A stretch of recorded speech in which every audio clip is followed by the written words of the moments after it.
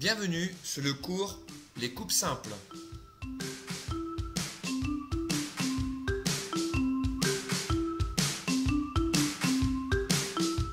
N'oublie pas de compléter les zones en pointillés du cours.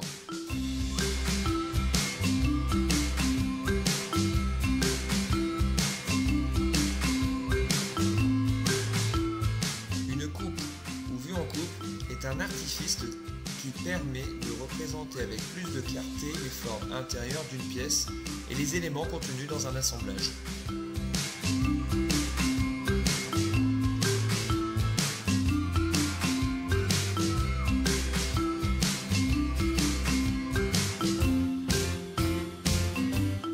Les coupes simples. L'observateur ne voit pas l'intérieur de la pièce.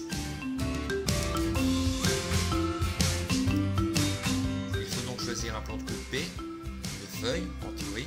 Étape 2, je coupe la pièce suivant le plan P. J'obtiens donc 2 pièces. L'observateur ne voit toujours pas l'intérieur de la pièce. Nous allons donc supprimer une partie.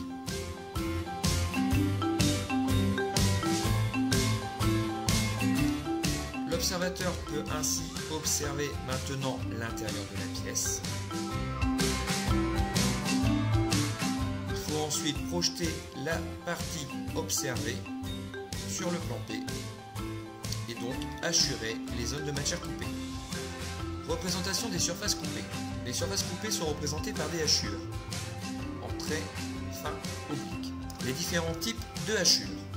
Afin de faciliter la reconnaissance de la famille de matière d'une pièce, on peut employer des types de hachures spécifiques. Ci-dessous, les types de hachures des catégories de matières fréquemment rencontrées en construction mécanique. Nous avons les métaux ferreux, acier fonte, cuivre et alliage de cuivre, aluminium et alliage d'aluminium, matière plastique et isolante. Il en existe d'autres. Bois en coupe transversale, bois en coupe longitudinale, isolant thermique, béton, etc. Les hachures qui caractérisent une pièce sont identiques, orientation, espacement sur toutes les vues. Les surfaces coupées qui appartiennent à des pièces différentes se distinguent par des hachures différentes.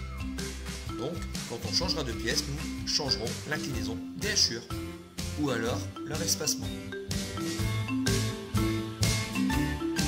Règles à retenir, les hachures représentent donc les zones de matière coupée, les hachures sont représentées en traits continus fins obliques, les hachures ne travaillent jamais les traits continus forts, les hachures ne s'arrêtent jamais sur un trait interrompu fin.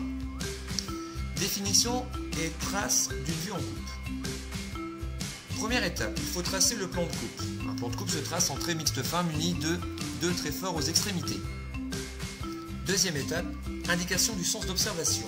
2 flèches perpendiculaires au plan et dirigées vers la vue qui reçoit les hachures. Ici la vue est à droite, les flèches seront donc orientées vers la droite. Troisième étape, désignation du plan de coupe. Il faut donc donner un nom à ce plan de coupe. Nous allons prendre la première lettre de l'alphabet, la lettre A majuscule située de part et d'autre du plan de coupe.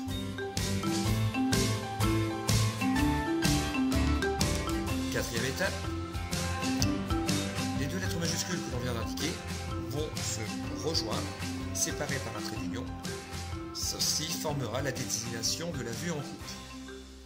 Cinquième étape, il faut maintenant transformer la vue en coupe, c'est-à-dire les contours et arêtes cachés.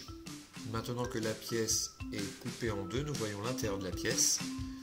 Les traits interrompus fins sont transformés en traits continus forts et les zones de matière coupée sont hachurées. Éléments non coupés longitudinalement dans la longueur.